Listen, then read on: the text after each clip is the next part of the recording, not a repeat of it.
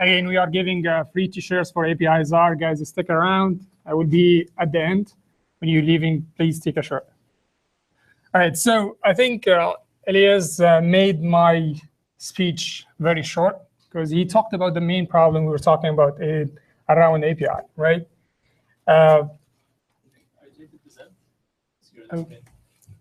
Get that? All right, and here is my Twitter handle if you want to get in touch.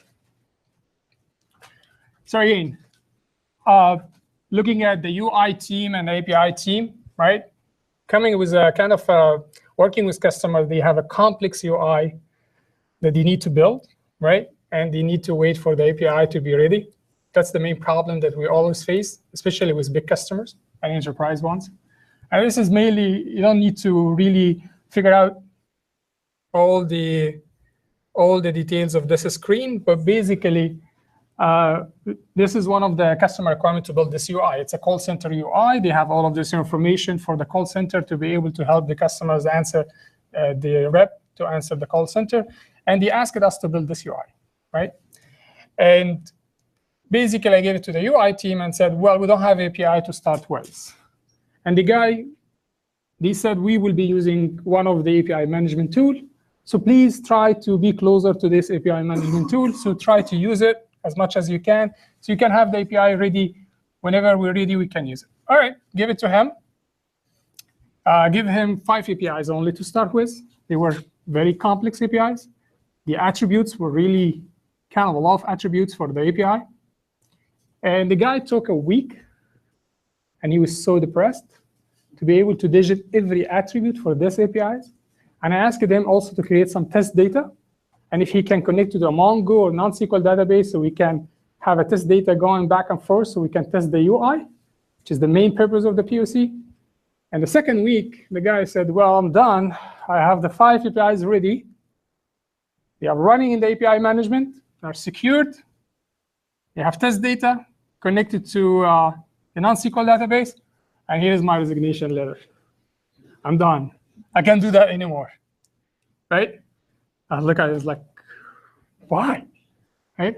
It's like, it's so hard. You want me to digit all of these attributes, come up with test data, insert it into the database, be able just to test it, not even production API yet.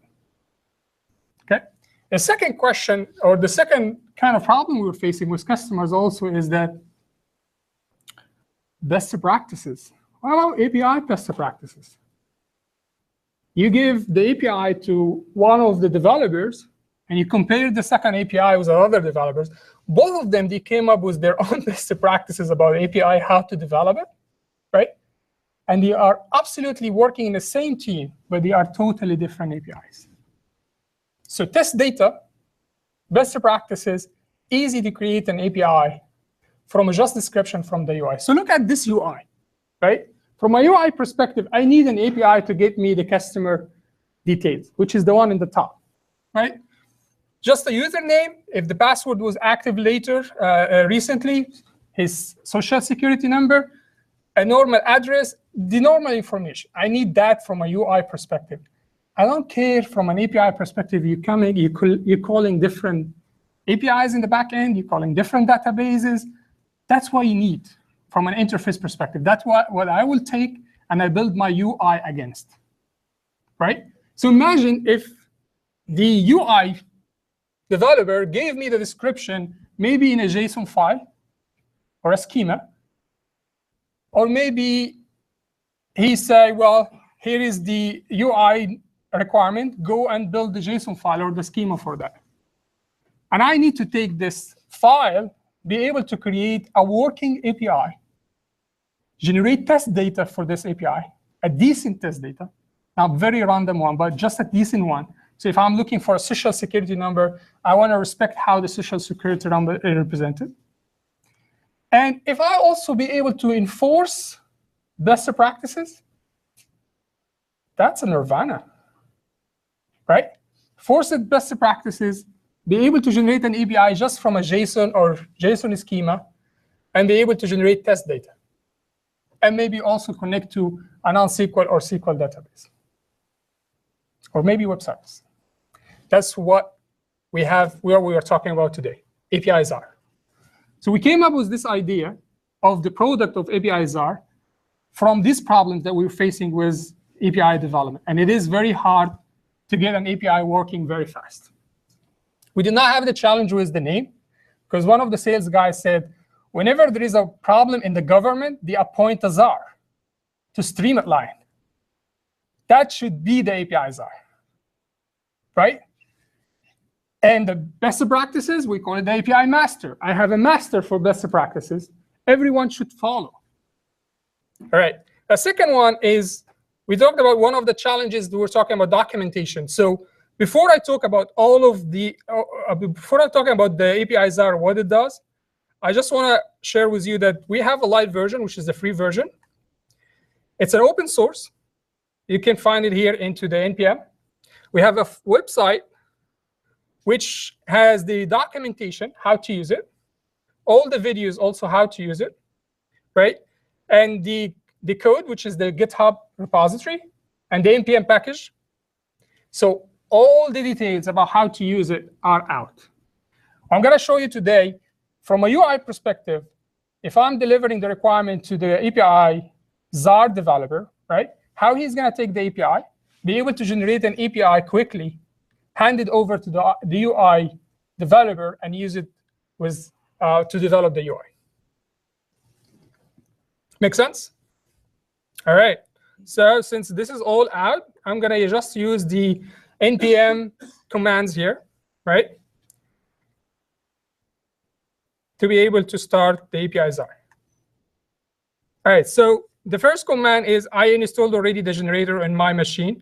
I'm going to say, OK, first of all, let me start the generator. The second question, or the second challenge that was also mentioned before, right, is the documentation, how to use the tool. We use the human generator to develop the API, to generate the API. The human generator is a set of questions and answers. So if you know how to read a question and answer it as a developer, pretty much you don't need a lot of training on that. Right? Everyone see the screen?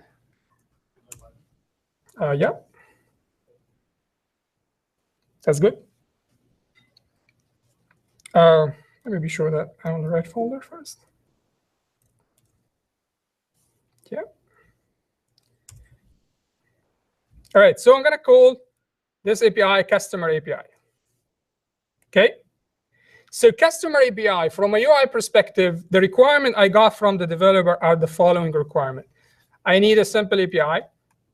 The API is ID, first name, last name, age, address, and phone number. And it can be an array of phone numbers, right? Home, fax, cell phone, array of phone numbers. That's what the UI developer need to build in their UI screen.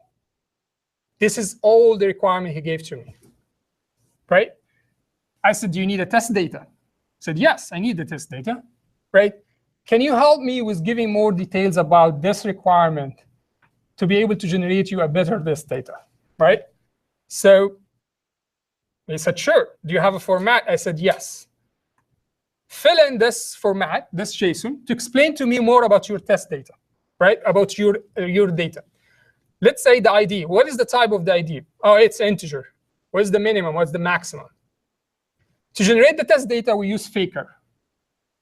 Faker, as an open source, also has a good types that already defined. So if I say Faker the first name, right, it knows that I need to generate a data for first name. Faker the last name will generate last names. Faker address will generate address, right? So more information you give to me here, I will use it to generate the data. So address does street address. This is Faker, right? So this is the only two files I'm going to use to generate the API. And here is, we have them in the project itself, right? We have them in the project itself. So in the folder, I have this only two files. So customer API, right, for mobile, maybe, just to make a different name, and just give a description. And this API will be generating a YAML or Swagger definition. So it's a real API. is not an internal API that someone developed in Node and no one knows about it except the developers are working in the project. This is going to generate for you as Swagger documentation that you can share. And if you have an API management solution, you can even import the Swagger definition in your API tool and be able to share it across the developers. All right, this is new API for customer. What's the path or the base URL for the API? Again, I'm answering questions, right? JSON. What's the output? Is JSON, right? Would you like to enable versioning? And again, this is part of the best practices. I'm following the versioning, which is defined as a best practice for the API. Yes, enable versioning. If you look at the best practice about versioning, there are 3 types of versioning you can have support for the API. URI, so the version 1/customer, so version 1 is part of the URI. A header type, or a content type. So I will select the URI. Do you want the version first or the resource second? So in this case, the resource is customer. So I need version 1/customer or customer/version 1, right? Let's say version before customer. What's the name? What's the version to start with? Version 1. Do you have JSON input? The free version is only supporting to read the JSON file, right? With the enterprise version, we can read from database, from web service, from schema, from everything, right? So will you read JSON object? We have a data object. There is only the file, the JSON file that he gave to me that describing the ID and the first name. That's the JSON object that I'm using to generate the API. So what's the name? It's customer. Where is the path? It's in the same folder, so customer.json. You want to make it public? Yes. You want to support all the operations? Yeah, support all of the operation. You would like to have a test data? Yes. How many records? Let's generate 30 records. You have a custom mapping file. And this is where the other one, it tells more details about the data that we need to generate for the test data using Faker. Yes, I have a file. Data schema, right? /customer-mapping.json. Would you like to query this one? So if you'd say that the ID is going to be my query ID or my query attribute, I can say yes and select the ID. I'm not going to say anything now here, right?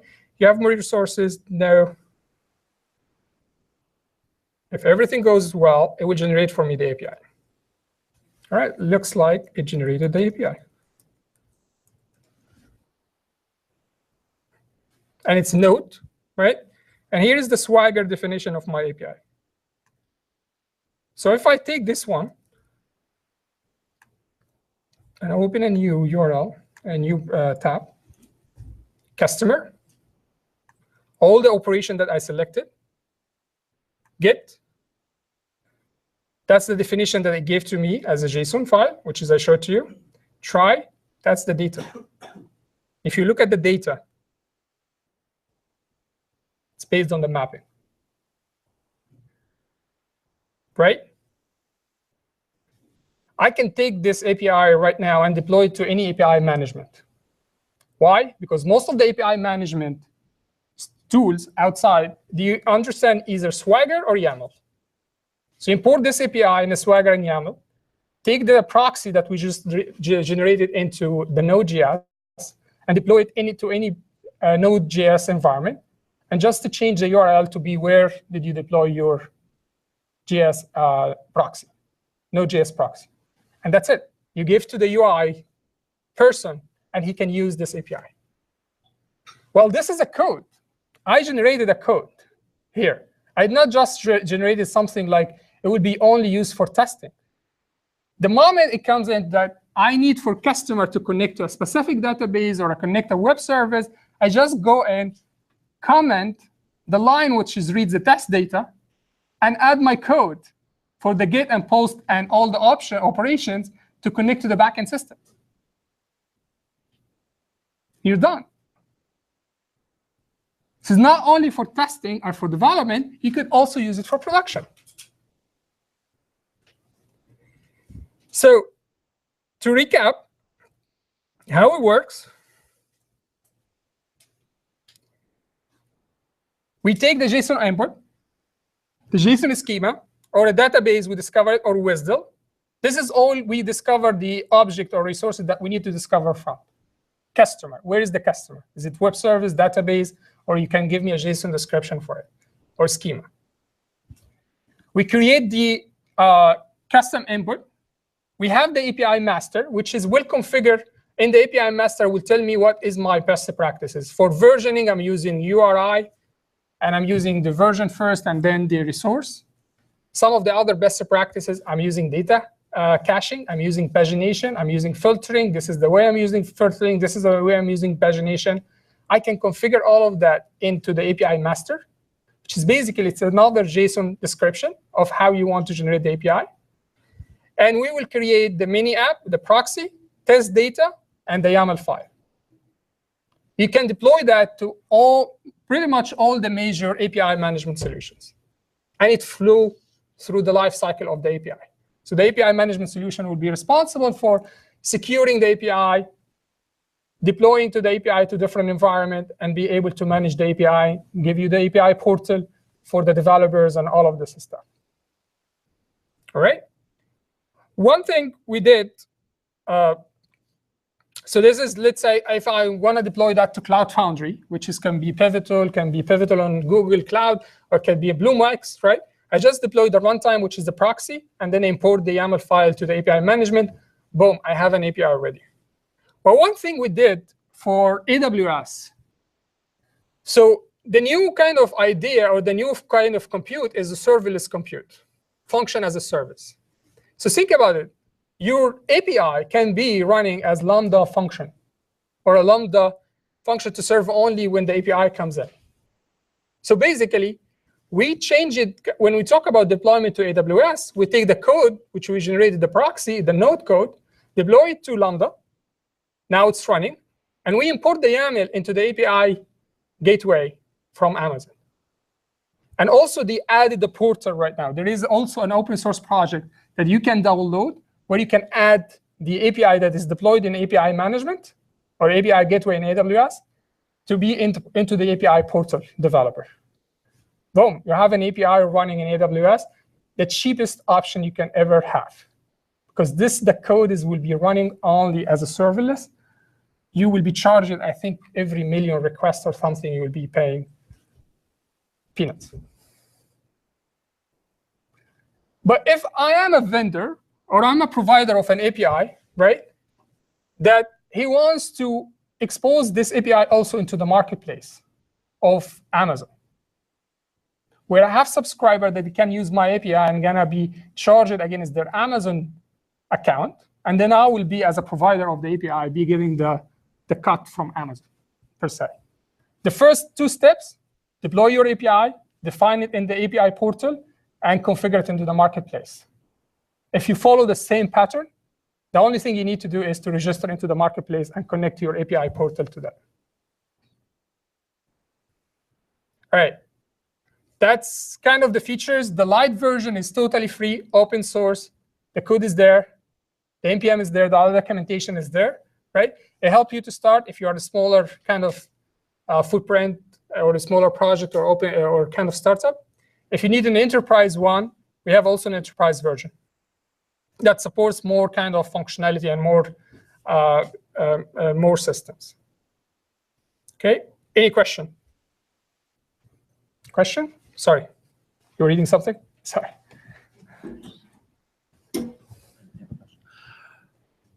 Sorry, I was really just reading the thing. Yeah.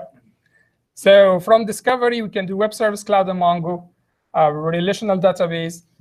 For API master, for the best practices we're supporting, we do data caching using Redis, filtering, pagination, define all the API methods you want to define and the standard messages, status codes, and pretty much that, and security. Yeah, what sort of volume have you got running through this now? Volume of customers? Yeah, that's open. We, I mean, from an API perspective, the API management is handling the request at the end. We are like just a node handling it into running onto the API management itself. So for enterprise one, no, we got a kind of a huge volumes. Like if you use API Connect from IBM, or if you're using Apigee, because we support Apigee as well, we got a very good significant volume. We support Apigee, CloudFoundry, Node.js, AWS, API Connect. Any other question?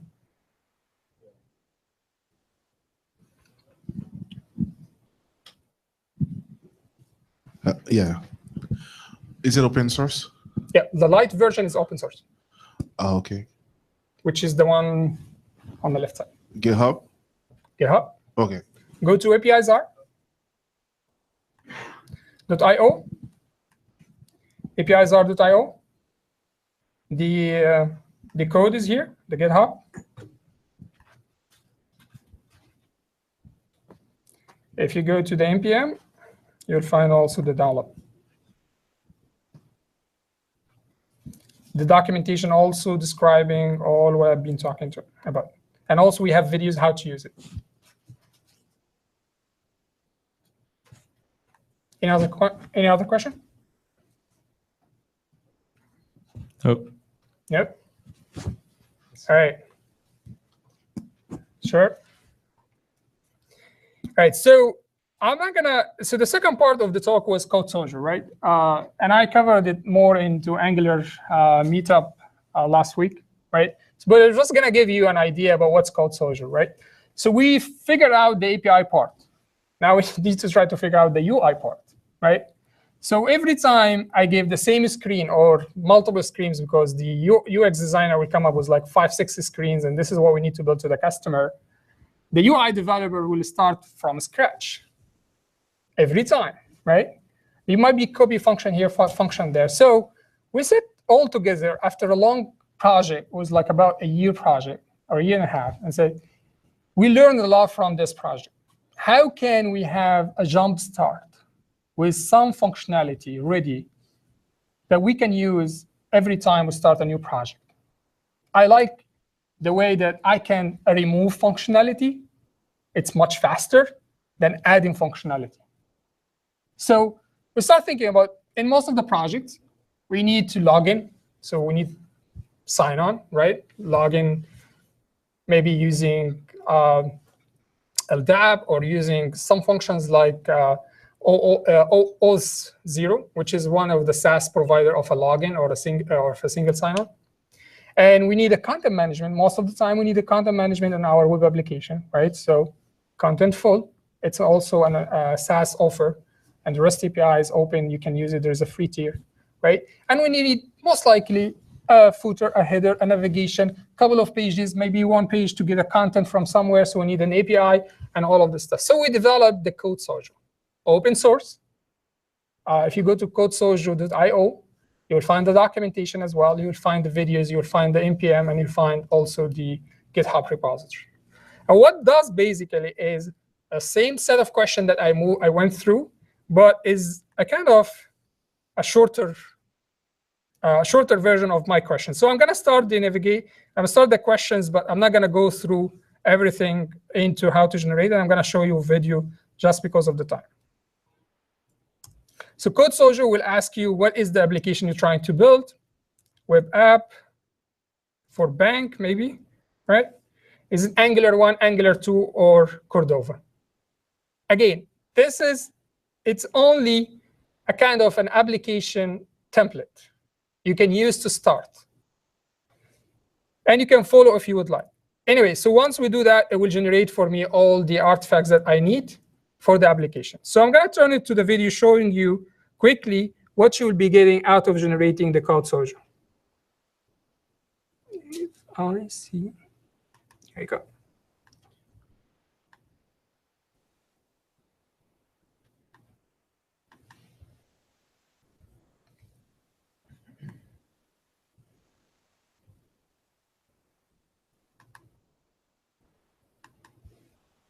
And you can read more about it. But I'm just creating the awareness about it if you guys need to use it. So we'll ask you the question. This is what you will be getting out of the generating this one. So once you generate all the code and you say npm start, this is what you will get. Sample page, right? Navigation, a footer and header, and will also enable you to do a single sign-on against OAuth0, right? As well as contentful sample of user profile, and all of this stuff, right? What will help you too, right? If you don't have anything to start with, there's a template there. I use Angular 1. We're building Angular 2. That time was the election when we recorded the video, so you can see a lot of news about the election, right? And also, if you are interested in a mobile device, then you can use Cordova. And we are working on supporting native script. And Angular 2, the update of Angular 2. That's in the mobile device. It supports some of the features like camera and all of this stuff. All right. The last part I'm going to show it to you is what if both of them talk to each other? So what if CodeSoju be able to read the API and generate a sample interface of the API that we just generated? So this is exactly what we did. Okay.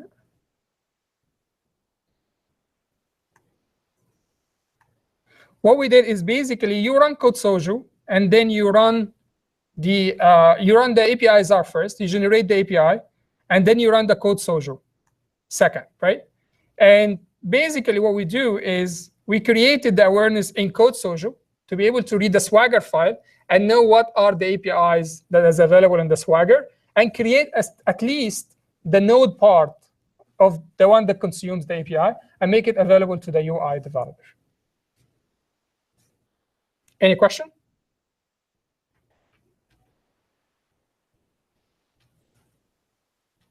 Right. CodeSoju is totally open. There's no enterprise, there is no light. It's only one version, so totally open. And our dream when we started this one is we were looking for a kind of a repository to have all of the best practices in one place. So the generator is part of that, but also we have the Git book, which can also, we are welcome anyone who wants to participate and contribute. If you have any best practices that you want to document and share with everyone, you can contact us. We can add it to the GitHub, a Git book, right? Which is also available into the CodeSoju.io. Last thing, what we do, if you take the CodeSoju and you generate it, you can deploy the CodeSoju in two format right now, or in two deployment mode. One is CloudFoundry. So there's one of the operators, and also is documented. You can generate the manifest for the application. You do CF push to whatever is CloudFoundry you have. You will have the application running into the cloud. What we did with Amazon, the same exact thing we did with the API. We used the code, the node part, right, that runs the function of the node. We put it into Lambda. We exposed the APIs or the functions as an API. And then we had the entire client side to be in a S3 bucket, right, that is calling the API gateway. So basically, you will have the whole web application deployed as a serverless kind of compute mode. Any question? All right. Let's give it up.